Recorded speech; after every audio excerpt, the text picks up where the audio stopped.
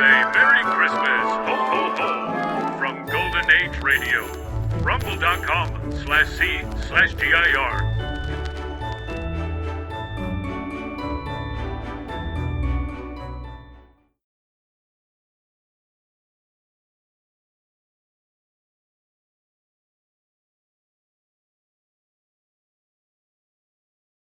Have you seen that Santa Claus that's downtown near the square? Oh, yeah, he's a jolly little guy, isn't he? Yesterday I walked by and said, "Hiya, Santa Claus, what do you know?" And he laughed and said, "America's finest silver plate is 1847 Rogers Brothers." Hey, he's a good man to have on our side.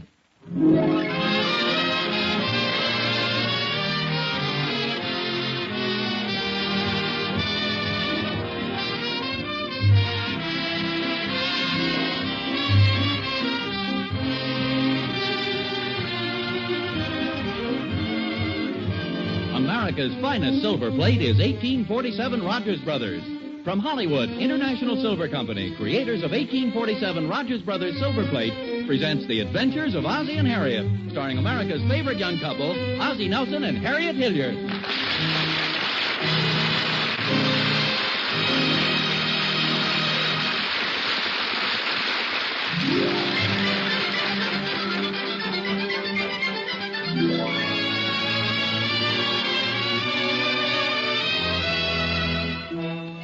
Look at Rogers Road.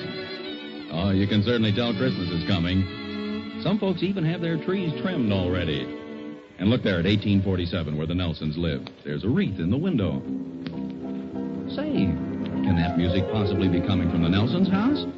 Of course, there they are, the whole family. Ozzie, Harriet, David, Ricky, and even Nick, the family dog, all gathered in front of the radio.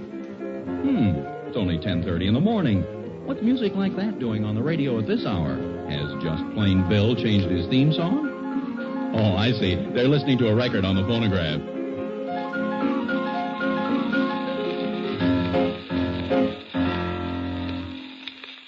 It was really something to hear, wasn't it?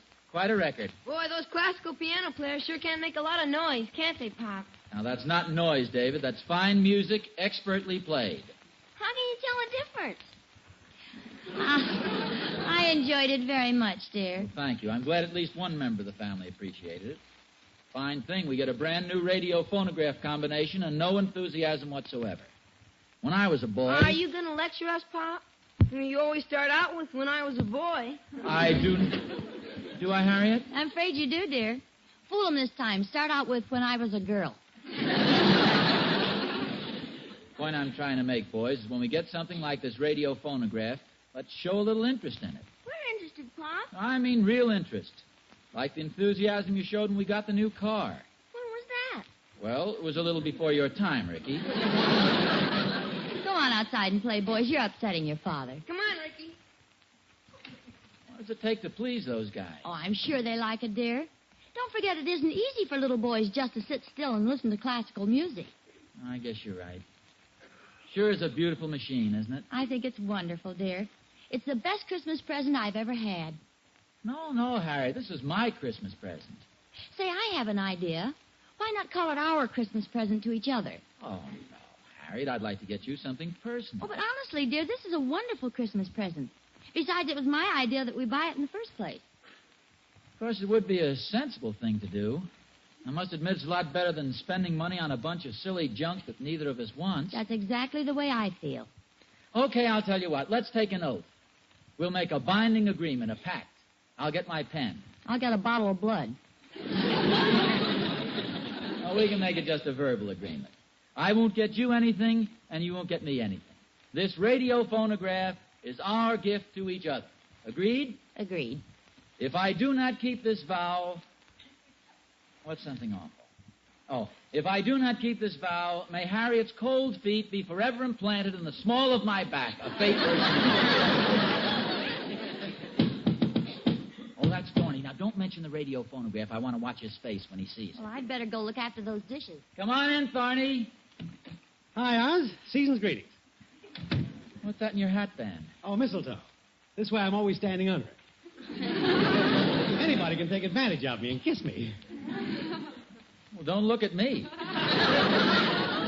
Aren't you going to invite me to sit down? Well, sure, if you take off your hat. Okay. Oh, mistletoe tied in your hair. Well, certainly. Why be half safe? Notice anything unusual in the room, Thorny? No, Oz. Can't say that I do. Look, I'll stand over here and lean on this. Notice anything unusual? No, I'm afraid not, Oz. Okay, you go ahead and play innocent. I'm not going to mention it again. Before I forget it, Oz, I did a little snooping around and found out what Catherine's getting me for Christmas. You'll never guess. A new radio phonograph? Don't be ridiculous. Who wants a radio phonograph? She bought me a brand new, genuine leather golf bag. Has everything. Separate loops for each club, zipper pocket for your sweater and shoes, even has a place to put your tea. What do you think of that? What's wrong with a new radio phonograph? Oz, didn't you hear me? A beautiful golf bag with pockets and zippers, genuine leather. Yes, it sounds okay. Okay is wonderful. It's what I've always wanted. Careful, Oz. Don't lean too heavy on your new radio phonograph. Well, then you did notice it. I saw the men bring it in. It's very nice, too. Oh, thanks, Thorny. Your golf bag sounds awful good, too. Those zipper pockets. Those are really convenient. I'll bet this has a beautiful tone, Oz.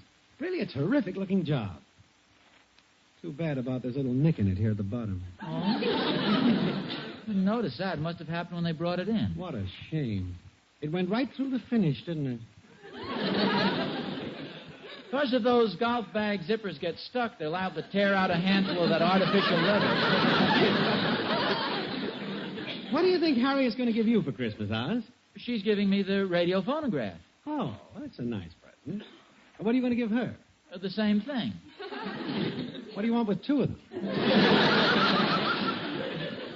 We're giving this one to each other. It's our Christmas gift, and we're very happy about the whole thing. Very happy. All right, Oz, stop glaring at me. We've decided to be sensible this year. We have something we both want, so why go out and buy a lot of silly junk? You're absolutely right. Well, see you later. What's your hurry? I want to go home and hunt around for some more silly junk that has my name on it. Merry Christmas, Oz.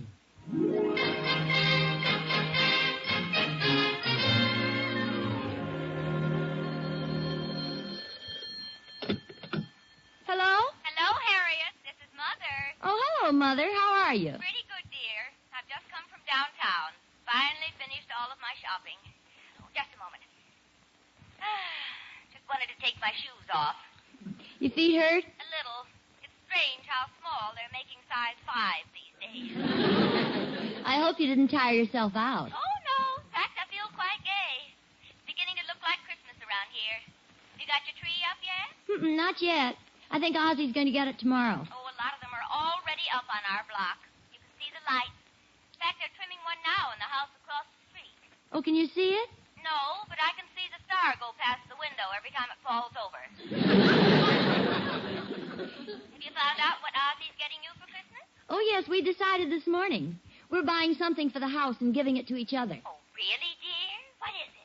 It's a new radio phonograph. It's really beautiful, too. Oh, that sounds nice. Are you having it delivered on Christmas? No, it's already here. Well, Ozzy's going to give you something else, isn't he? No, Mother. We decided to be sensible this year. It's our one and only gift. Harriet, dear, there are 2 times when you're not supposed to be sensible. Finding a husband and Christmas. Well, we're really very happy about it, Mother. Well, for myself, I just love opening presents.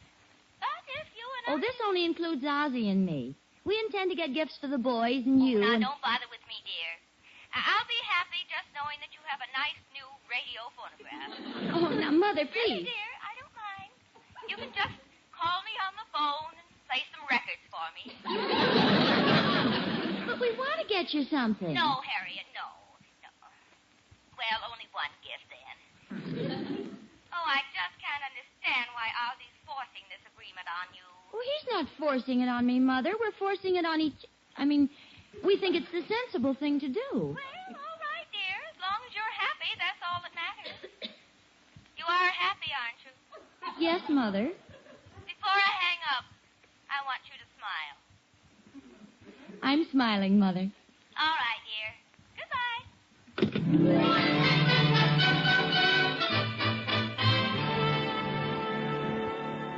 What are you doing? Putting a little furniture polish on this scratch. What scratch?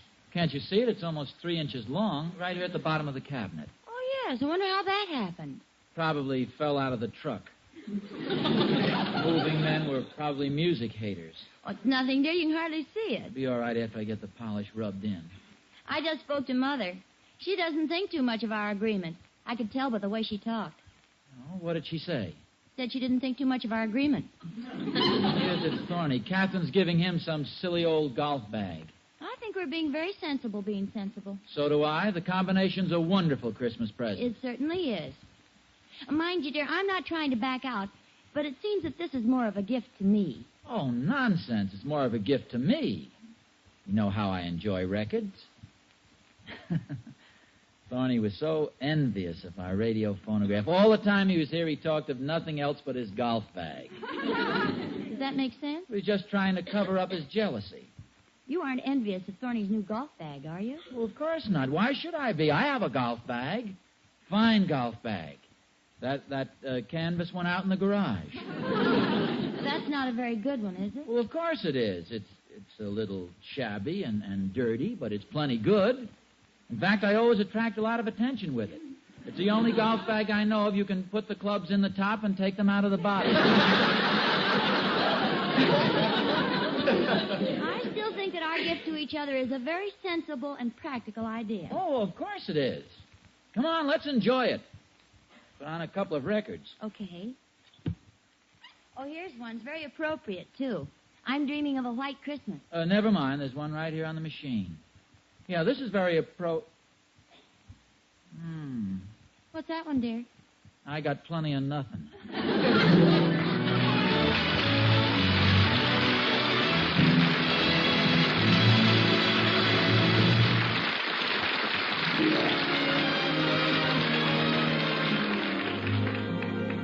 You know, I bet there's not a family in the country that isn't doing the same thing Harriet and Ozzie are now, planning what's going to be under the tree on Christmas morning. You probably are yourself. And listen, Dad, if you'll send Mom out of the room for a minute, I've got a sensational idea for you and the kids. Okay? All right, here it is. Why don't all of you get together and give Mom a set of 1847 Rogers Brothers? Sure, I told you it was a wonderful idea. 1847 Rogers Brothers is the finest silver plate in America, the very best, created by master craftsmen who have been leaders in their field for over 100 years. The lovely features of 1847 Rogers Brothers are unequaled. It stands alone, beautiful, incomparable. And isn't that just the kind of present you want from Mom? There's nothing that will make her feel more proud or happier than to know she owns the one and only 1847 Rogers Brothers. So see your silverware dealer tomorrow, why don't you? He'll have some good news for you when it comes to the price of 1847. It hasn't gone up since 1945. Yes, this Christmas, give 1847 Rogers Brothers, the finest silver plate in America.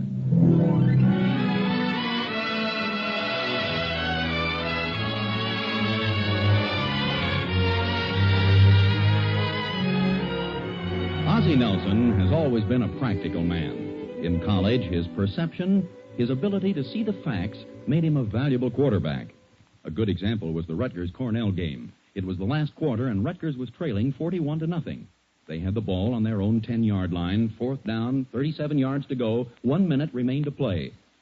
Practical Ozzie sized up the situation in a flash. Calmly, he stepped into the huddle, turned to his teammates, and said, This is hopeless. Let's quit.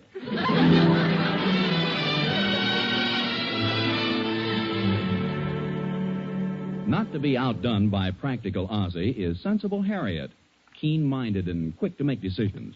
Together, practical Ozzie and sensible Harriet make a rather sensible and practical couple. They've even decided to have a sensible Christmas this year. Yes, sir, they've agreed that their new radio phonograph will be their gift to each other. In the living room of the Nelson home, practical Ozzie stands admiring the addition to the household. Don't you think this sort of overwhelms the rest of the furniture? I don't know, dear. I think we'll get used to it. Come in. Hello, Mr. Nelson. Oh, hello, Emmy Lou. How are you? David told me about your new combination, Mr. Nelson. I just had to come over and see it. Hello, Emmy Lou. Hello, Mrs. Nelson. Oh, it's beautiful. Do you really like it? Oh, yes, and aren't you lucky to have a husband like Mr. Nelson? There aren't many men who'd buy something like this so close to Christmas. But here Mr. Nelson gets this lovely radio phonograph, and on Christmas morning he'll surround it with all the beautiful presents he's bought you. What a wonderful husband. Naturally, Emmy Lou. No. Wait a minute, Emmy Lou, you don't understand. Yes, I do, Mr. Nelson. You're a man who knows how to keep romance alive. A man who tries to make each Christmas better than the one before. Yes, you've got a point. You can be summed up in one word, Mr. Nelson, and that word is... No, please, Emmy Lou, I don't deserve it. One maybe, yes, but... you do, Mr. Nelson. No, Emmy. Well, goodbye, Mrs. Nelson. Fortunate luck. And goodbye, Mr. Nelson. Generous, big-hearted, bankrupt Mr. Nelson.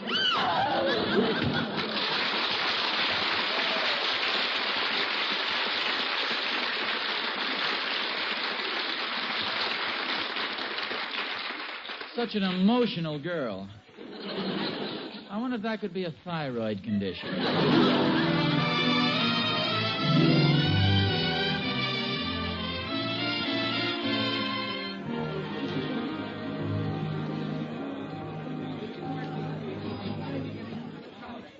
What a mob. Why in the world does everybody have to wait till the last minute to do his Christmas shopping? Now, seeing all these silly things makes you realize how sensible we're being, doesn't it, Harriet? Harriet? Come on, dear, keep moving. Oh, I'm sorry, madam. I thought you were my wife. Fresh. Harriet, where are you? I'm right behind you, dear. Oh, Oh, Ozzy, isn't that a beautiful nightgown? where's that? That blue lace one over there on that dummy. It's not very practical, of course. Isn't it awfully thin? Thin? Yeah, the nightgown. Oh, not the dummy. The nightgown is thin. Well, it's supposed to be thin. Isn't it a lovely shade of blue? Well, it's blue because you freeze to death in it.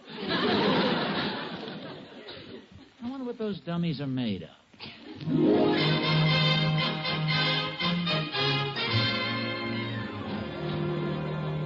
Hadn't we better be going, dear? We still have to pick up the tree, and I've got to get dinner. I'll be right with you. I just want to look at some of this sports equipment. Isn't it awful when you think of all the husbands and wives who are going to give each other silly, impractical gifts like these? That's a good-looking fishing pole, isn't it? Say, that's not bad. I bet you could pull in some big fish with that one. Well, sir, it's easy to tell that you're fish-minded. Oh, that's just my hair oil. You certainly know which is the best equipment. You are no doubt an expert. Oh, I've done a little fishing. Yes. It is a beauty, isn't it? I take it you're dropping a little hint as to what you'd like for Christmas, huh? No, we're being sensible this year. And there's nothing more sensible than this Flexo fly rod. Flexible yet unbreakable. It's a nice-looking rod, all right. Look at the light in your husband's eyes, madam. Mm-hmm, I noticed it. Of course, that might be left over from the negligee we were just looking at. No, I know that look anywhere. That's the fly rod fisherman glaze. Here, take it in your hand. Feel the new lightweight. Note the whip in it. Can't you just see yourself in some cool mountain stream on a warm summer day? Funny, I can almost feel the clear water lapping at my feet. Oh, I'm sorry. It's that darn drinking fountain that's been leaking all I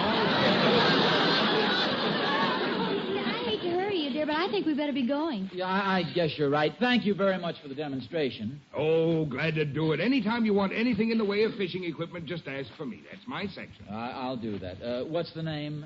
Salmon. George Salmon. We've got everything now, haven't we? Yes, everything except the Christmas rod. The Flexo, the Christmas tree. Ozzy, why don't you pick up the tree and I'll go home and fix dinner? What's the rush? It's only... Yeah, maybe that would be a good idea. I'll see you back home. Okay, goodbye, dear. Goodbye. Goodbye. Mr. Salmon. Oh, that's you. For a second, I thought there was a leak in one of our basketballs. How much is that fly rod my husband was looking at?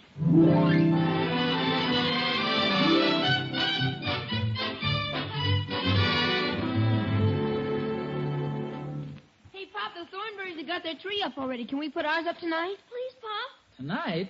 We always wait till Christmas Eve to decorate the tree. You guys don't want to spoil your Christmas Eve, do you? We won't spoil it, Pop. It'll be fun. Besides, if you decorate the tree tonight, you'll just want to do something else tomorrow night. We thought tomorrow night we could open our presents. Oh, fine. By the time Christmas gets here, you'll be celebrating New Year's. Now, look, fellas, I'm sorry, but we're not going to decorate the tree tonight. Sure would be fun, boy. I know it would, Ricky, but we're not going to do it. 5 days isn't too long to wait. I guess not. Almost a week. That's not too long. It'd be fun tonight, yes, but it just spoiled Christmas Eve. Okay, Pop. Whatever you say, Pop. Do you boys know where the ornaments are? Sure, they're up in the attic. Well, don't break any bringing them down. We won't. Can we play some Christmas music on the new phonograph, Pop? Oh, no, definitely not. Now, that's where I draw the line. No Christmas music. Let's save something for Christmas Eve. But what about I'm Dreaming of a White Christmas? That's not really Christmas music because you're only dreaming of it. Yes, that's true. Okay, we'll play I'm Dreaming of a White Christmas, but that's all. Okay, Pop. Of course, Santa Claus is coming to town would be all right, too. You see, he's coming to town. He isn't here yet. Oh, boy. Gee, thanks, Pop. Come on, Mickey.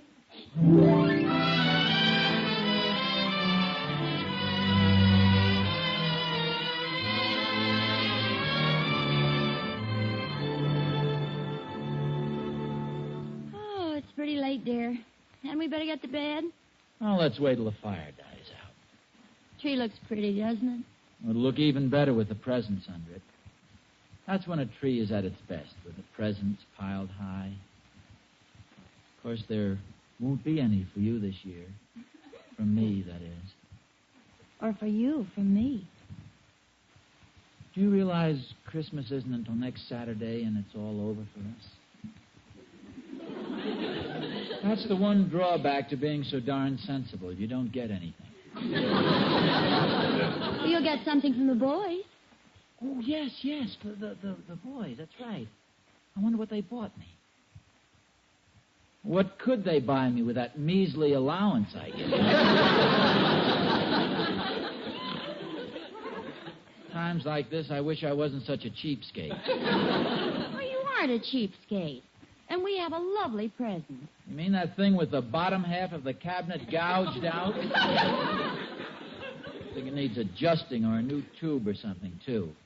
It's got an awful tone. The bass keeps going boom, boom. I think it's a wonderful gift. Oh, well, so do I, but, I mean, if you hadn't gotten it for me, I'd have been just as pleased with something less expensive, like a Flexo fly rod.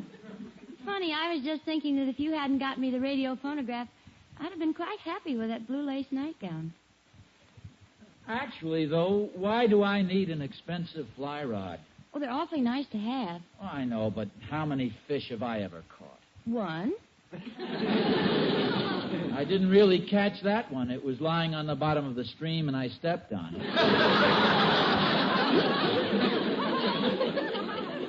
A blue lace nightgown isn't very sensible either. Much too flimsy. I'd freeze in it. Oh, you could wear your flannel pajamas under it. We've been very sensible. Oh, very practical. Ozzie, would you rather have the fly rod than the radio phonograph, and tell the truth? Oh, possibly so, but I'm not sorry about our agreement. You can get it for me on my birthday. Next to a fly rod, I'd rather have a radio phonograph. If I didn't get a new tennis racket or maybe a golf bag. But you would like a fly rod. Well, I guess so, but it's so impractical. You could never wrap a present like that. It's too long. Oh, no, it's collapsible. And then you remove the reel and wind the line up. Oh, well, then you could probably... Harriet, you broke our agreement. You bought me the fly rod. Oh, no, dear. You didn't?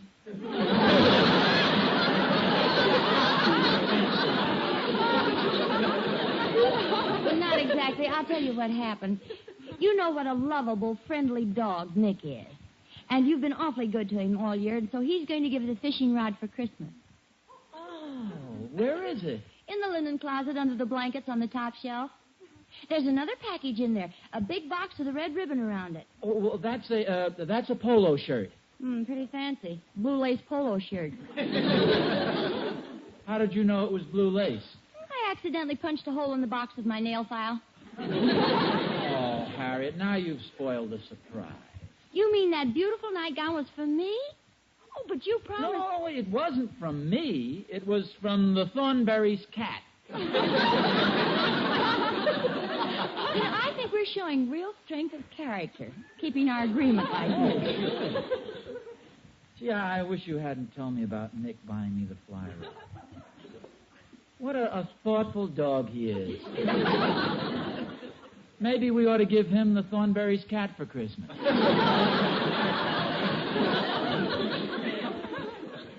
Gee, you know, it sure would have been a surprise Christmas morning, that fly So rod. is my nightgown. It's too bad you had to mention it. Mention it? Well, you jabbed a hole in the package with your nail file. I wasn't sure what it was, though. Just a tiny hole. Oh, you'd have found out. Tomorrow you'd probably nick the box with your meat cleaver. I wouldn't. What time is it, dear? 11:45. This watch band is getting pretty worn. They had some nice-looking leather ones down at the Emporium. Hey, you know, I've been pretty nice to the Dunkels Fox Terrier. And now that you mention the Emporium, did you see those darling compacts at the jewelry counter? Wouldn't it be nice if those pigeons down at the city hall should decide to get together and buy me one? Of course, I have my fly rod and you have your nightgown. It'd be silly to want anything else. Oh, it'd be very impractical. It wouldn't be sensible. It could keep happening over and over Are again. you sure you'd buy me a leather watch band? Then I'd discover how shabby my wallet is. They have beautiful wallets at the Emporium, and very reasonable, too. You'd get me the compact, and then I'd look at my tarnished old lipstick case and remember the beautiful ones they have at Schwab's. Do you know something, dear? I think this is going to be the nicest Christmas we've ever had. Just one thing, though. Don't buy me too many expensive presents. I can't afford it this year.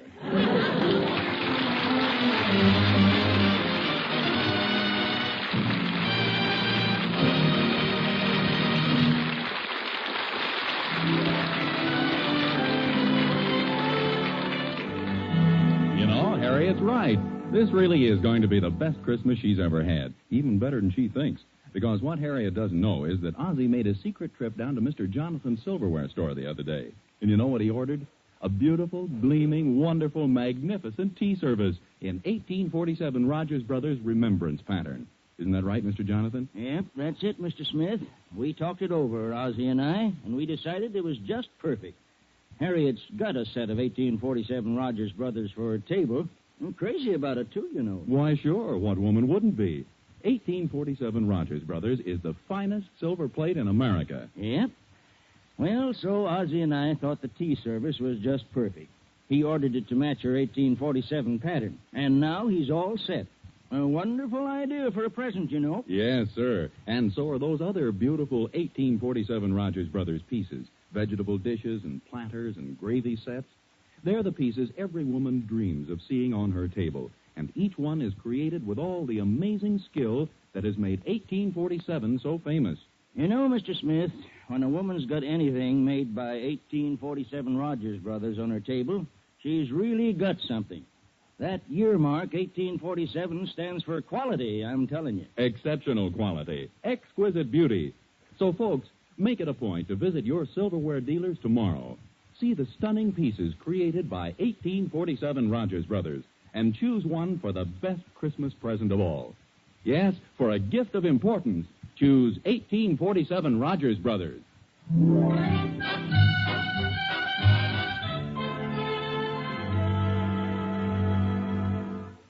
No, this phonograph really has a beautiful tone. Remember the old ones that used to run down? I'll be down to get you in a taxi, honey. You better be ready about 8:30. Now, dearie, don't be late. I wanna be there. Oh, I'd forgotten how we used to have to wind up those old phonographs. We'd crank and crank I'll be and down to crank. get you in a and taxi, crank. honey. You better be ready about 8:30. Stop it! What are you doing? You wound me up too tight, honey.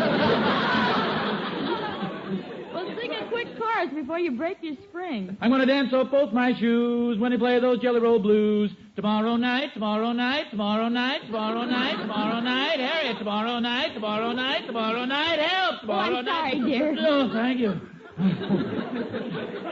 Here, I'll put you on again. You better throw This is yourself away. NBC, the national broadcasting company.